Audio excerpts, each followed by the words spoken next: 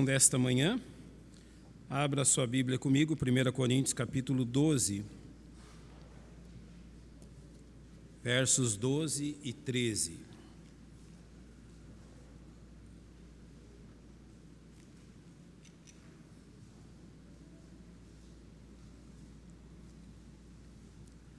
Coloque-se em pé em reverência à leitura da palavra do Senhor, e depois da leitura, ainda em pé, eu vou orar. 1 Coríntios 12, versos 12 e 13.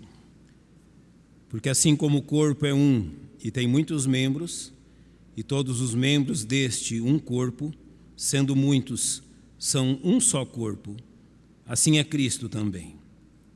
Pois todos nós fomos batizados em um Espírito, formando um corpo, quer judeus, quer gregos, quer servos, quer livres, e todos temos bebido de um Espírito. Pai, nós te agradecemos pela oportunidade que temos de estudarmos a Tua palavra. Enquanto a Tua verdade é apresentada aos nossos corações, confiamos no Teu Espírito que a vivifica em nós. Em nome de nosso Salvador Jesus Cristo que nós rogamos a Tua bênção. Amém. Podem se assentar, irmãos. Eu escolhi como tema desta mensagem o seguinte título: Igrejados, Desigrejados e a membresia na Igreja de Cristo. Eu não vou me atentar tanto sobre os dois primeiros substantivos, mas me atentar sobre, e principalmente, a importância da membresia na Igreja de Cristo e o seu realmente lugar em nossa vida. Realmente devemos reconhecer que há pessoas meramente igrejadas. O que isso significa? Que até mesmo fazem parte do rol de membros de uma igreja batista, mas que quase ou nada acrescentam àqueles a quem deveriam estar irmanados. O que é a expressão igrejados? Sim, estão numa igreja, talvez sirvam em algum ministério, talvez tenham o seu nome no rol de membros, mas em sua vida cristã, pouco ou nada acrescentam ao progresso da obra de Cristo. Pouco ou nada acrescentam ao progresso de que o nome do Senhor seja conhecido e honrado. O nosso tempo tem feito também crescer o número daqueles que têm sido chamados de desigrejados, ou seja, aqueles que escolheram viver a sua vida sem responsabilidade alguma para com uma igreja bíblica. Esse próprio termo, desigrejados, significa ou aponta, segundo o nome que tem sido dado, não ao fato que deixaram de ser salvos, não ao fato que deixaram de ser crentes, mas ao fato que deixaram de realmente viver a vida comum na igreja, como bem lemos em 1 Coríntios capítulo 12. Há, porém, aqueles, e devo reconhecer, como membros de uma igreja local, a qual devemos nos ater à sua importância, ao seu lugar. A língua portuguesa não nos traz, ou melhor, a Bíblia, na própria palavra de Deus, não ocorre o nome ou a palavra membresia. Mas na língua portuguesa ela é descrita como a condição da pessoa que faz parte de alguma coisa, que participa, que é membro de algo. Designa a reunião dos membros ou das pessoas que fazem parte de um grupo ou de uma coletividade.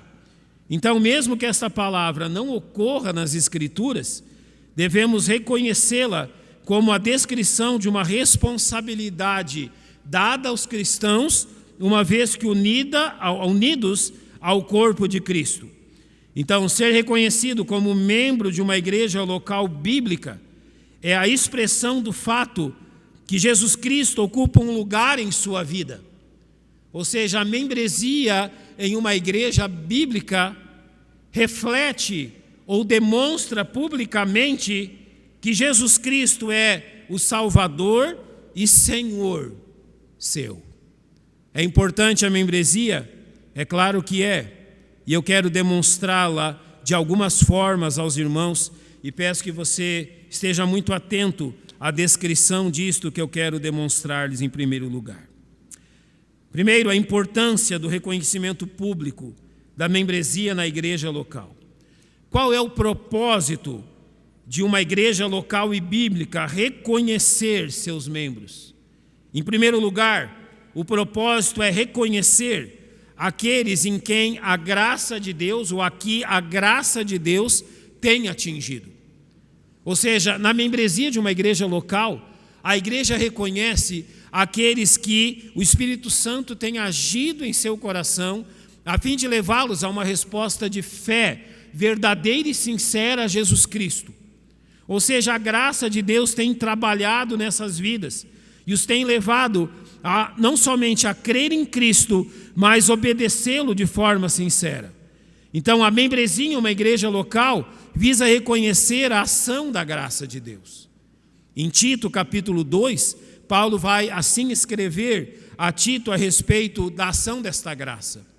Porque a graça salvadora de Deus se há manifestado a todos os homens. Preste atenção primeiro nesse verso. A graça salvadora. Quem é a graça salvadora? Jesus Cristo. Jesus Cristo é manifesto a todos os homens. Notem aqui, não inclui ou exclui crentes ou incrédulos, mas fala sobre todos os homens. Jesus Cristo é revelado a todos os homens deste mundo. A sua graça desta forma se revela a toda a humanidade, mas há uma porção específica dela no verso 12, ensinando-nos. Ou seja, naqueles em quem esta graça tem os levado a crer em Jesus Cristo, esta graça os ensina. Agora então não é meramente o conhecimento, mas o poder de Deus agindo numa vida. Esta graça age a fim de ensiná-los a renunciar à impiedade, ou seja, a uma vida onde Deus não é reconhecido em sua autoridade, e a reconhecer, a renunciar os desejos pecaminosos deste mundo. Então, o seu viver passa neste presente século, que é mau e pecaminoso, a ser caracterizado pela sobriedade, pela justiça e pela piedade. A graça de Deus nos ensina. Isso significa que há sinais exteriores pelos quais podemos reconhecer aqueles que têm crido em Jesus Cristo. Então, mais um desses sinais está no verso 13. Aguardando a bem-aventurada esperança e o aparecimento da glória do nosso grande Deus e nosso Salvador, Jesus Cristo. O que isso significa? Que aqueles a quem esta graça tem atingido vivem debaixo da expectativa do iminente retorno do Senhor Jesus. Esta graça os levou a crer nele, esta graça transformou a vida deles e esta graça lhes deu uma verdadeira esperança. Então a membresia da igreja nada mais é de que reconhecermos isto que Deus tem feito na vida daqueles que têm crido. Em suma, nós podemos dizer que a membresia de uma igreja simplesmente reconhece aquilo que o livro da vida registra no céu. A Bíblia não diz que o nosso nome o nome dos salvos está escrito num livro no céu, o livro da vida, pois a membresia de uma igreja procura reconhecer aquilo que é verdade no céu, que a graça de Deus manifestou-se a um homem que transformou a sua vida e que agora ele aguarda a bem-aventurada esperança de Jesus Cristo. Em segundo lugar, a membresia de uma igreja local serve para identificar publicamente aqueles que estão unidos a ela. Então a membresia é o meio pela qual a igreja demarca os seus limites, distinguindo aqueles que estão debaixo da sua autoridade e influência daqueles que não possuem nenhuma ligação com ela. É necessário que as pessoas que nos rodeiam saibam que somos membros de uma igreja? Sim. É necessário que as pessoas com quem trabalhamos saibam que somos membros de uma igreja? Sim, é necessário. É necessário que as pessoas que começam a nos conhecer saibam que nós somos membros de uma igreja? Sim. Você já notou? Eu quero usar um exemplo disso. Algumas décadas atrás, quando nós queríamos conhecer uma pessoa, nós normalmente chegávamos para ela e perguntávamos assim: de que família você é? de onde você é, de qual família você é, para você poder identificar dentro das famílias que você conhecia, de onde vinha aquela pessoa. Então você era ligado à família que você pertencia. Você já prestou atenção em como as pessoas procuram se conhecer hoje? Sabe qual é a primeira pergunta que eles fazem? No que você trabalha? Você nota como as coisas mudaram?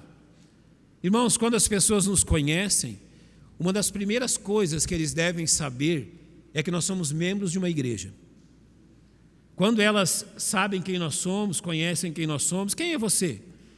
Eu sou um crente em Jesus Cristo. Eu sou um membro do Templo Batista Maranata, ali no Sudoeste, na Avenida C15. Por que é importante isso? Porque isso delimita muito de quem eu sou, o que eu faço, o que realmente eu valorizo. Então a membresia da igreja identifica publicamente essas pessoas. Eu quero usar um exemplo com você, preste bem atenção nisso que Paulo escreve aos Coríntios, 1 Coríntios 5.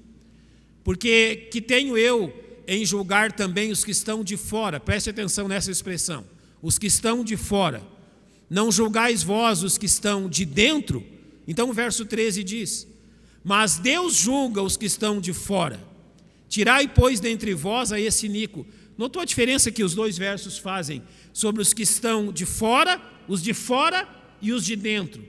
Sabe, naquele tempo, os rabinos, as sinagogas, eles costumavam ter listas dos seus membros, daqueles que pertenciam àquele lugar, e eles os identificavam desta forma. Os de fora é aqueles que não tinham ligação nenhuma com aquela sinagoga. Os de dentro são aqueles que realmente pertenciam àquele lugar e adoravam a Deus ali. E agora Paulo mostra que é assim que a Bíblia olha para nós.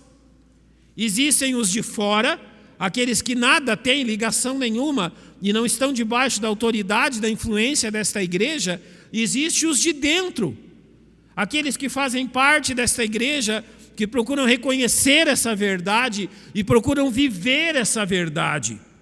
Realmente, aqui ele está separando as pessoas em dois grupos, de acordo com a ligação e a influência que a igreja tem na vida delas. Então, a membresia serve também para isso, para identificar os de fora e os de dentro. E, finalmente, a utilidade do reconhecimento público da membresia em uma igreja local é determinar o grau de responsabilidade da igreja local para com essas pessoas. Ou seja, a ação da igreja para com essas pessoas leva em conta o grau de reconhecimento e o grau realmente de ligação que essas pessoas têm com a igreja. Então a igreja, ela tem que dirigir as suas ações de acordo com esta relação que tem com as pessoas. Eu vou usar dois exemplos. Gálatas 6,10 diz assim: então, enquanto temos tempo, façamos bem a todos, mas principalmente aos domésticos da fé. Notem essa expressão? Nós devemos fazer o bem a quem? A todos. Mas há um grupo em especial. Ele é chamado aqui os domésticos da fé. Literalmente, os de casa. Qual casa? Essa casa. A casa do Pai. Então aqui Paulo também mostra essa diferenciação. Fazer o bem a todos, mas estar atento aos de casa, aos que pertencem a este lugar. Não somente isso, mas Mateus 18 nos ensina como nós agimos entre nós. Se teu irmão pecar contra ti, vai e repreende-o entre ti e ele só. Se te ouvir, ganhaste a teu irmão. Mas se não te ouvir, leva ainda contigo um ou dois, para que pela boca de 2 ou 3 testemunhas toda palavra seja confirmada. E se não as escutar, diz-o à igreja. E se também não escutar a igreja, considera-o como um gentio e publicano. Notem que toda esta atitude de disciplina corretiva, de disciplina a fim de que volte a comunhão com a casa do Pai, é feita com quem? Notem a expressão irmão, notem a expressão 2 ou 3 testemunhas entre os irmãos, a expressão igreja, ou seja, a Assembleia de Deus, o conjunto daqueles que servem a Deus. A disciplina da igreja ela é aplicada apenas àqueles que fazem parte dela. Não há como a igreja ter esta influência ou essa autoridade na vida de alguém que não faz parte da igreja. Nem os pastores podem exortar pessoas que não são membros desta igreja, são membros de outras igrejas, ou que nem pertencem a esta igreja, não realmente nunca, jamais mantiveram qualquer ligação com ela. Então, o reconhecer os de fora e os de dentro também delimita as ações da igreja quanto a você. Notem o que a igreja fará a respeito de alguém que não tem nenhuma ligação com ela.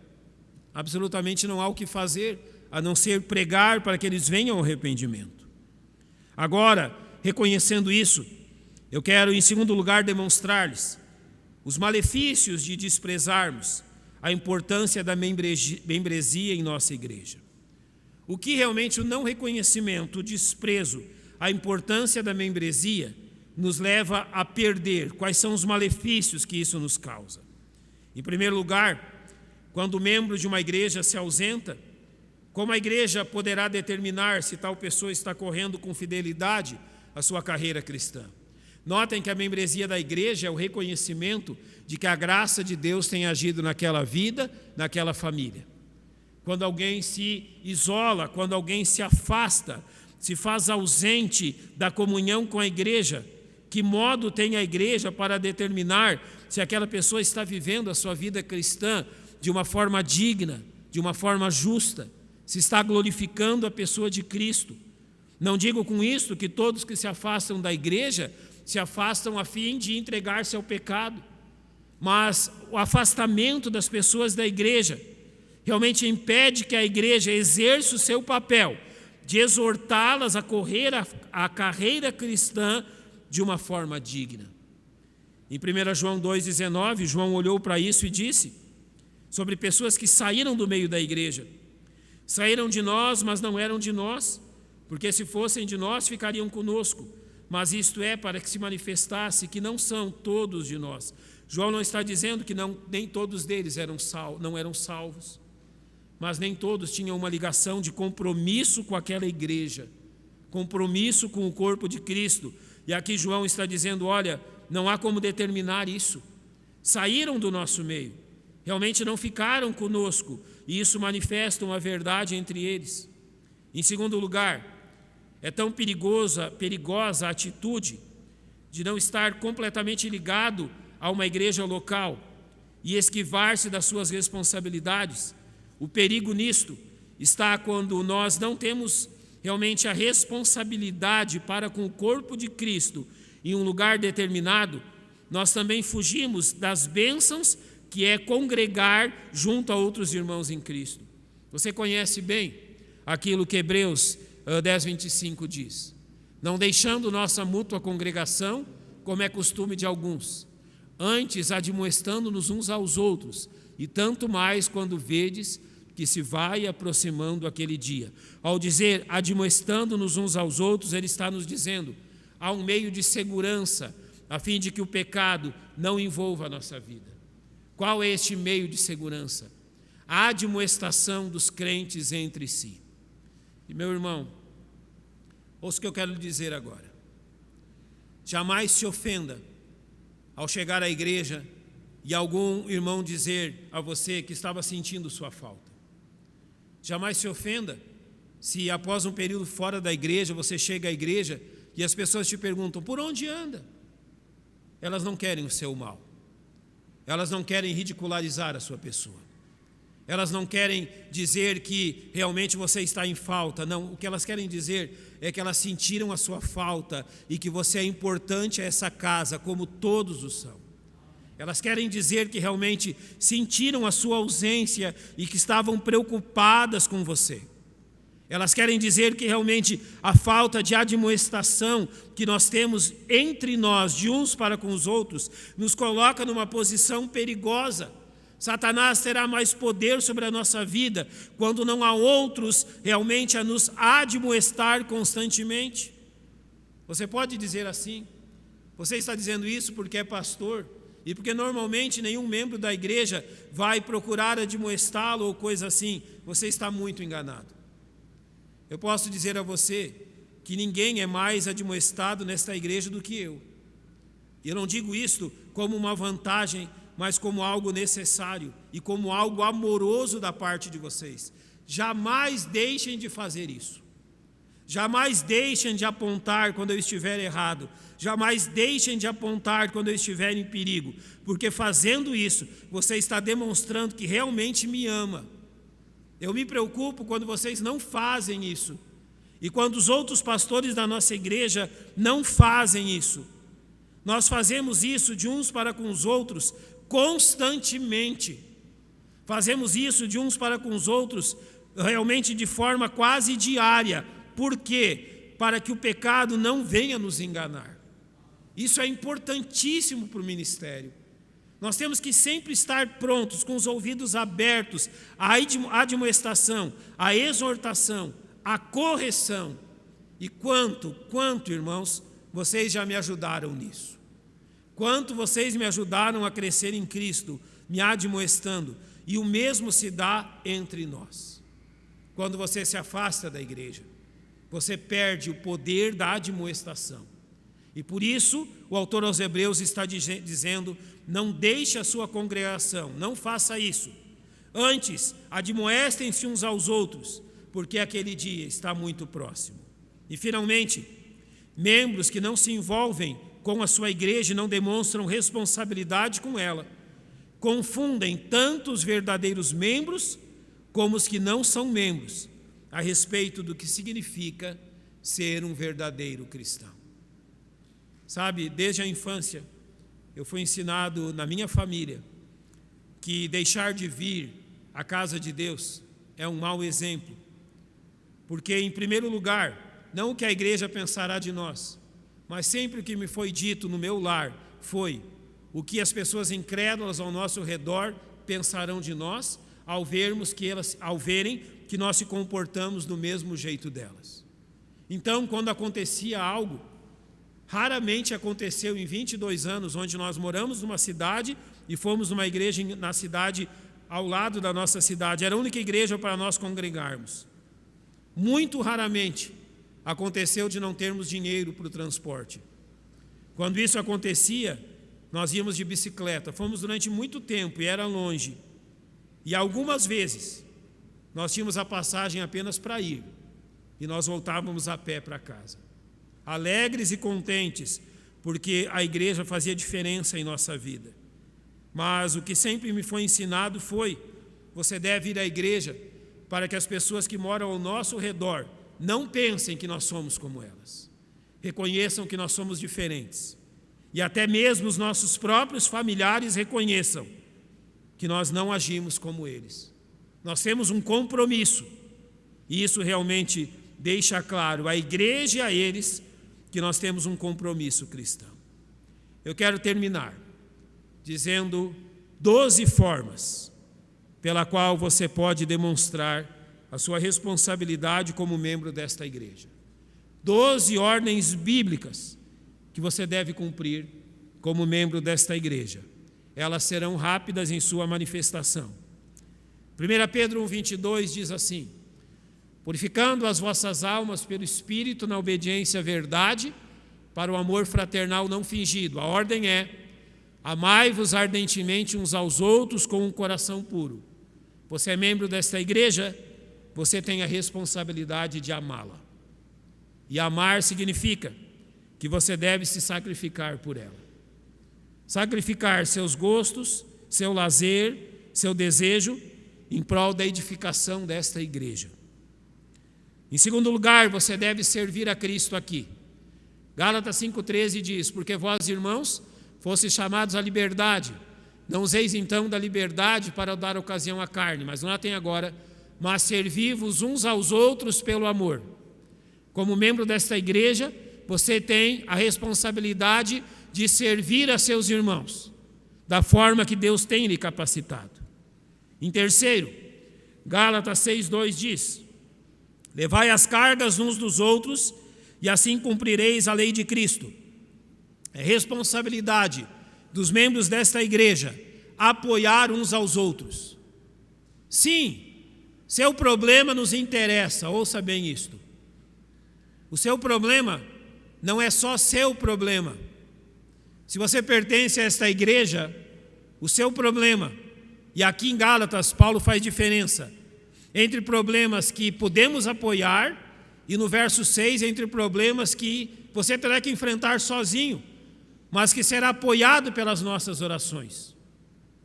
Você não está realmente isolado. Apoiar uns aos outros é responsabilidade dos irmãos em Cristo. Como lemos em Hebreus 10, 25, os versos 24 e 25 nos dizem: e consideremos-nos uns aos outros para nos estimularmos ao amor e às boas obras, não deixando a nossa mútua congregação. Encorajar uns aos outros é responsabilidade de cada um dos membros da sua igreja. Eu quero lhe indagar. Quem foi a última pessoa que você viu aqui no culto, que foi encorajada por você a vir? Quem foi a última pessoa que adentrou um ministério da igreja, o evangelismo, o coral, a escola bíblica dominical, tudo que a igreja realiza, os introdutores, porque você a encorajou? O que eu estou lhe dizendo é: a sua vida serve de encorajamento para que as pessoas realmente estejam a cada dia mais responsáveis por esta igreja? É isso que deve acontecer. Também em Efésios 4:2 nos é dito: com toda humildade e mansidão, com longanimidade, suportando-vos uns aos outros em amor. Sim, também é sua responsabilidade suportar sujeitos como eu. Sim, também é sua responsabilidade suportar pessoas como eu. Nem sempre serei agradável, nem sempre realmente estarei atento a tudo que ocorre ao meu lugar. Sou falho, isso é verdade, mas a sua responsabilidade é suportar-me. Você está nesta igreja para suportar uns aos outros de uma forma especial, me amando. Não só me suportando, mas me amando apesar de todas as minhas falhas. E o que eu digo a mim se aplica a todos nós. É sua responsabilidade orar por esta igreja. Efésios 6,18 diz: orando em todo o tempo, com toda oração e súplica no Espírito, e vigiando nisto com toda perseverança e súplica por todos os santos. Eu quero lhe perguntar se você tem uma lista de oração que inclui as famílias desta igreja. Você tem uma lista de oração diária que inclui as pessoas desta igreja? Porque se você não as tem, você está em falha. Eu não digo que você deve orar por todos nós todos os dias, mas você deve orar por um bom tanto de nós todos os dias. Deve ser esse o seu compromisso. Além disso, 1 Tessalonicenses 5,11 diz que nós temos o compromisso de edificarmos uns aos outros. Por isso, exortai-vos uns aos outros, edificai-vos uns aos outros, como também o fazeis. Alguém está crescendo em Cristo nesta igreja como resultado do seu testemunho? Alguém está mais perto de Cristo nesta igreja como resultado da sua exortação? Mesmo que isso não se dê em palavras, mas se dá em testemunho. Mesmo que isso não se dê realmente em um diálogo, mas se dá pela sua atitude. As pessoas olham para você e dizem: eu estou sendo encorajado a assumir responsabilidades nesta igreja ao olhar para a sua vida. Eu estou olhando para você e isso está me encorajando. Isso é edificação. Em Efésios 4:32 dá mais uma ordem: antes sejam uns para com os outros benignos, misericordiosos, perdoando-vos uns aos outros, como também Deus os perdoou em Cristo. Amado irmão, você tem a responsabilidade e você tem o dever, uma vez que isto é uma ordem, de perdoar aqueles que lhe ofendem nesta igreja. Há pessoas que lhe ofendem nesta igreja? Sempre haverão, porque esta igreja é composta de homens pecadores. Nem sempre este pastor escolherá as melhores palavras, e mesmo sem querer poderá ofendê-lo. E eu preciso que você me ame o suficiente para me perdoar pelas minhas falhas. É sua responsabilidade perdoar seus irmãos em Cristo. É inadmissível que crentes vivam em rixas, que crentes vivam em divisões e não em perdão. Por mais grave que seja a atitude de algum de nós, se há arrependimento, deve haver perdão por parte da igreja. O perdão é responsabilidade de todos nós. Em Romanos 15:14 diz que também eu próprio, meus irmãos, certo estou a respeito de vós, que vós mesmos estáis cheios de bondade cheios de todo conhecimento, podendo admoestar-vos uns aos outros. Literalmente, chamar a atenção uns aos outros. Para isso é preciso ter o respeito, a bondade, o conhecimento, para que nós possamos corrigir uns aos outros.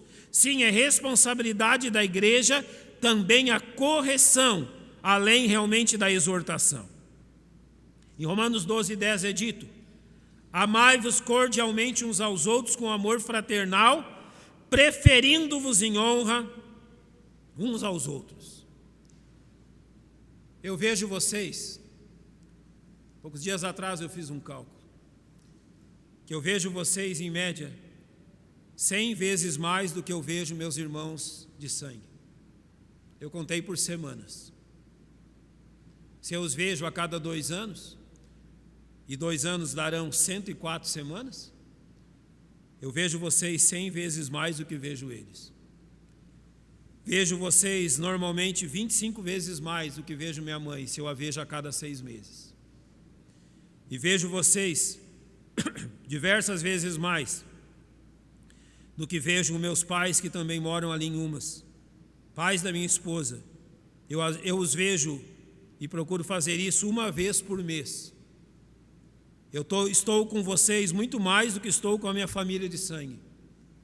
Isso me leva a entender que vocês são minha verdadeira família, que vocês são a minha família mais próxima. Mais vale um amigo perto do que um irmão longe, não é essa a verdade? E quantas vezes vocês me socorreram? Devemos nos preferir em honra uns aos outros. Esta é sua responsabilidade. Estar atento às necessidades de seus irmãos, preferi-los pela proximidade com eles. Sabe por quê nós temos a reunião dos jovens? Não é só para eles virem aqui e terem um gostoso lanche como tiveram ontem à noite.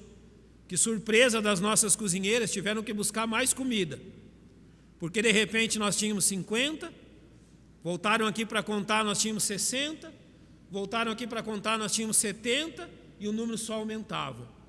Alguém teve que sair daqui para buscar mais macarrão.